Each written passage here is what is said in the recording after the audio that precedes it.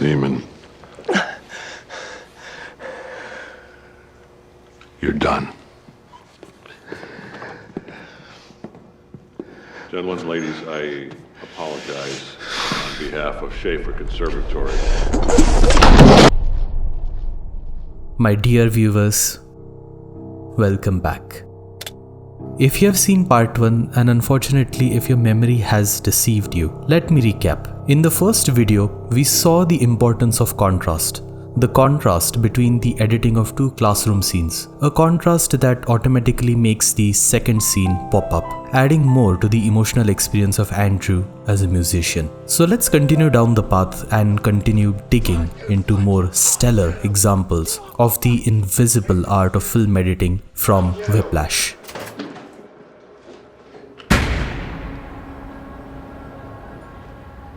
Believe it or not, this next scene is my favorite in the entire film. But this scene is not a culmination of one story, but two stories. The first story is Andrew getting his life together and giving up his dreams of becoming a musician. When did you start talking to her? The second story is that of a lawyer trying to convince Andrew to come forward as a witness to Fletcher's abusive behavior.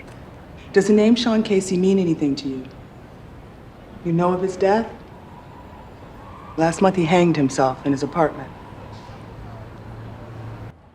This is different from the first example in a sense that both these stories are not contrasting, but similar to the point that they are almost interconnected. But I'm getting ahead of myself. Let's take a step back and see how these stories originally play out in the screenplay by Damien Chazelle.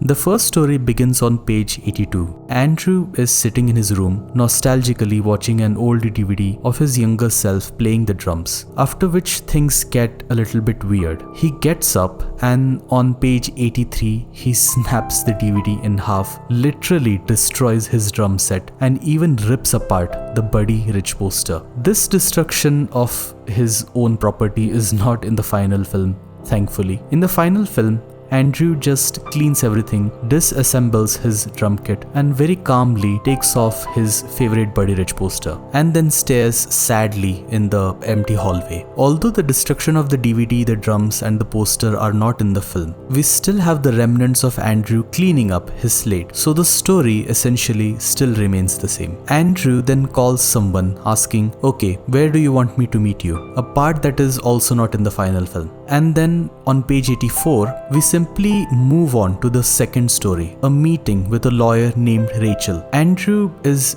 deep in his thoughts, initially reluctant to go along with the plan and very annoyed with his father for putting him in this position. The father explains that he is simply worried about him. A short pause, the camera that has been stationary the entire time pushes in as if it is curious to hear Andrew's decision. Rachel asks, "Andrew?" and Andrew gives in. The film fades out to black. And now, here's the final version of the scene that made it into the film. The scene begins at story number 2, not 1, with the lawyer explaining the utmost importance of Andrew's testimony. So, what do they want? To make sure that Terrence Fletcher is never allowed to do this to another student. The film cuts to that other student, who is Andrew himself, thus beginning story number 1.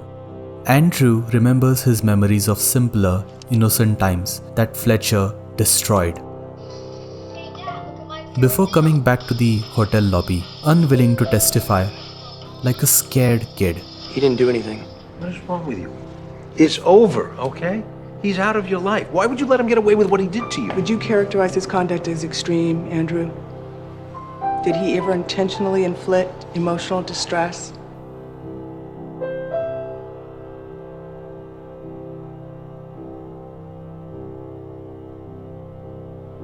This would not be a public hearing, you know.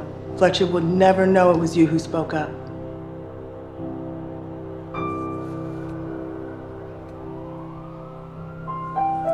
Why would you do this to me? Do you think that I would let him put my son through hell and then just walk away scot-free? Don't you know I would never let that happen? That there is nothing in the world more important to me than you. Don't you know that? After Andrew's father gives his reasoning, the camera pushes in on Andrew, about to reach a decision. What will he do next? Andrew? And without uttering a single word, a simple cut to story number 1 gives us the answer. From the screenplay, we already know Andrew had done the cleanup before visiting the lawyer. So these bits of story number 1 are in fact flashbacks. It's as if Andrew is feeling the same feelings right now in that hotel lobby as he was when cleaning his room prior to the meeting. A feeling that his music career he dreamed of so much as a kid is coming to an end as he cleans the slate. And if he testifies against Fletcher, it will be the final nail in the coffin of those dreams. As Andrew remembers those moments of loneliness and uncertainty, the lawyer pulls him out of his reverie, back to the hotel lobby. Andrew? And with great hesitation, he decides to conduct a final cleanup. Just tell me what to say. And we cut to black. Not a fade out, a cut. The abrupt cut makes Andrew's decision feel like a gut punch, a slap to his dreams, and there's no going back. The nail has been hammered. He's done. It's all over. The question now we are left with is why? Why are not more filmmakers doing something as innovative as what Damien Chazelle and Tom Cruise did? By combining these two identical stories of indecision and loneliness, the scene almost borders on the poetic. Films are about going beyond space and time to convey complex emotions, and this simple change in the story structure with that piano piece to tie it all together amplifies the emotions. If Damien Chazelle had gone the screenplay route, the scene would have just been simply this happened and then this happened and then this happened and then this happened. 1, 2, 3. And then tells the plot, not the story or the emotions. I'm glad they did not stick with the plan and went ahead with their intuitions instead. Hey, How are you? I'm good. How are you? I'm good, thanks. Speaking about intuitions, editing is not just about when you want to make a cut, but also about when not to cut. In the book Art of the Cut, Tom Cruise has described his process as follows. Damien Chazelle wanted the cutting to feel very swift and precise, almost as if the character of Fletcher was editing the film. At times, he really wanted the cuts to feel brutal and violent. He told me that he wanted the music scenes to feel like the boxing scenes from Raging Bull.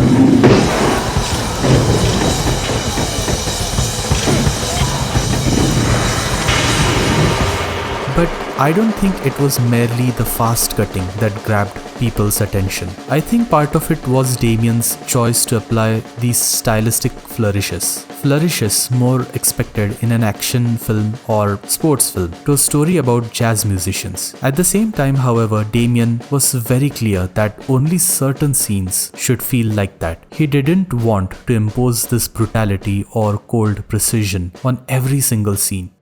So it would really depend on what character we were cutting. When it came to scenes of Andrew and his girlfriend Nicole, Damien wanted the editing style to be much more traditional, slower, and more romantic. The same is true of the early scenes with Andrew's dad. He wanted them to play classically and invisibly. Hey, How are you? I'm good. How are you? I'm good, thanks. Let's take Nicole. There are 3 instances where Damien Chazelle chooses to have long, uncut takes for Andrew and Nicole's interactions. Here is the first one. I see you in here a lot, and I think that you're really pretty. In the words of the director-writer himself. It took a while to get the rhythms right, especially because I sort of knew I wanted to play it all in one.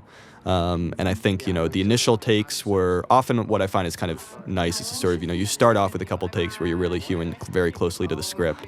Then you kind of give the actors complete reign to just literally do whatever they want. Now this simplistic approach may seem like a cop-out, but by incorporating just one unbroken angle of the scene, it's the actors who are commanding the story beats and the pace, not the editing. This is a direct contradiction to Fletcher's scenes, but these moments of calmness are not shackled or hijacked by Fletcher, so the characters get a chance to breathe and go about in their own gentle pace. This may not seem like something groundbreaking, but It is important to note that Damien chose to film this scene the way it is because more traditional styles like shot reverse shot, where every character gets a camera for coverage, wouldn't really work here. This is a moment where both Andrew and Nicole are connecting romantically, and we are allowed to just sit back and let them be themselves without the intrusion of an editor's scissors. All right. Bye.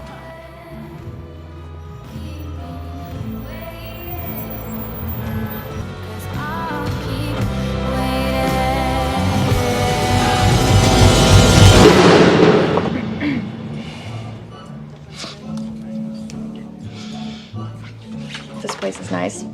Yeah. I really like the music that they play. Their second scene indeed is a short reverse shot. However, the length of each shot here is longer. The pacing is slower and gentle, Maybe I'm literally the only one, I don't know. and the editing is, well, normal. I still go to the movies with my dad. The intimacy is significantly achieved through tender close-ups with blurred backgrounds. I'm just gonna lay it out there. This is why I don't think that we should be together.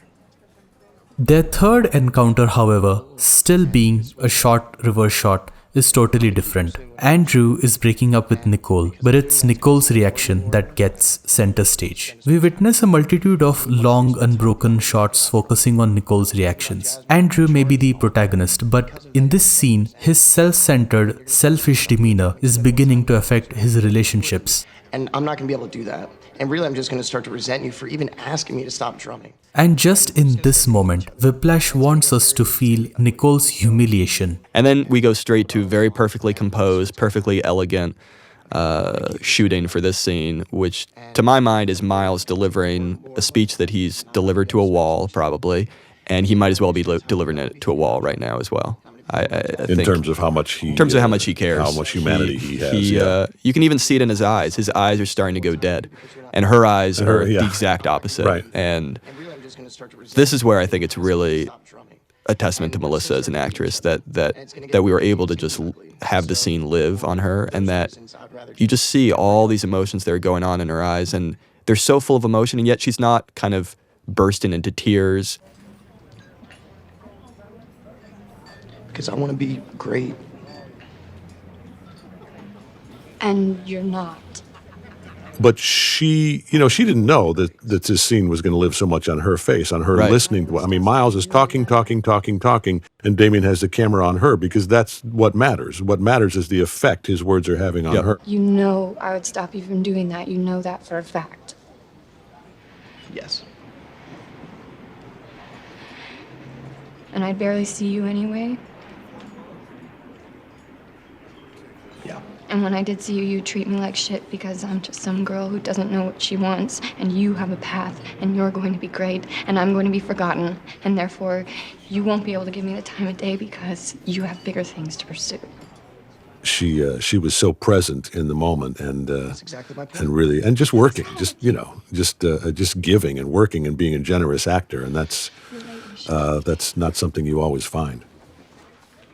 Yeah, I think that's it sort of hits the nail on the head in the sense that scene could have just been about Miles, but you put the right actor in the role of Nicole, and it becomes about a lot more. And And then you see half a second there of him like, well, shit, I was an asshole there, and then boom, and then he goes right back to work. Right back to work. Get off! Fuck! Piece of shit! Fuck you! Hello? Hey, Nicole, it's Andrew. Hi. Hey. Their last encounter, well, not really an encounter but a pitiful chat over the phone, is a scene of around 2 minutes long, I'm really sorry. which has in total only 2 shots. The first shot is Andrew trying to reconnect with Nicole. The camera stays in the same location, never following Andrew as he paces about the room, at times even going in and out of the frame due to the door. This gives a sense of disconnect, a disconnect that's present between Andrew and Nicole. We know this is not gonna work out, but again, it's not the editing that's conveying this emotion. The way the scene just naturally plays out by the performances. Like, complain about our schools again. And the fact that we are made to sit through this painfully cringy phone call. In this very scene, the actors are in fact talking to each other on the phone, so the reactions are natural. This scene always reminds me of the famous corridor scene from Taxi Driver, where Travis Bickle pitifully tries to get his girlfriend back. But the camera pans to an empty corridor, signifying how fruitless this whole thing is. In both the scenes, their breaking point is when the protagonists realize they cannot achieve what they want to achieve. Well, I don't know if I can come. I was going to check with my boyfriend. Which is when Whiplash masterfully cuts to the second shot. Okay. Yeah. Yeah, I'll check, but I don't know. I don't really think he likes jazz music, so... Yeah, I mean, not for everybody. Okay, well, I guess maybe I'll see you guys there. Okay. Okay. Bye. A shot that lingers on Andrew's defeat, making this scene even more unbearably painful. Just an actor, a camera, and a moment.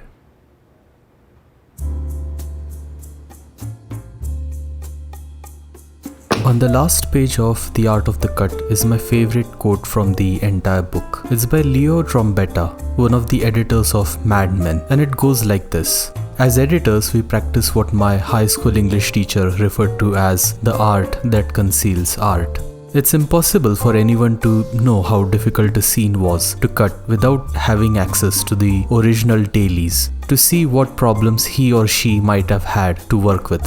This is why I find voting for the Oscars, Emmys or Eddies extremely difficult. On one hand, if I'm noticing the editing too much, that's usually not a good thing. There may be, of course, be sequences where the craft is a little more apparent. But as long as it's enhancing the experience and not merely showing off, it doesn't bother me. I suppose I'm more aware of bad editing where the pace drags or where the rhythm of the cutting seems arbitrary.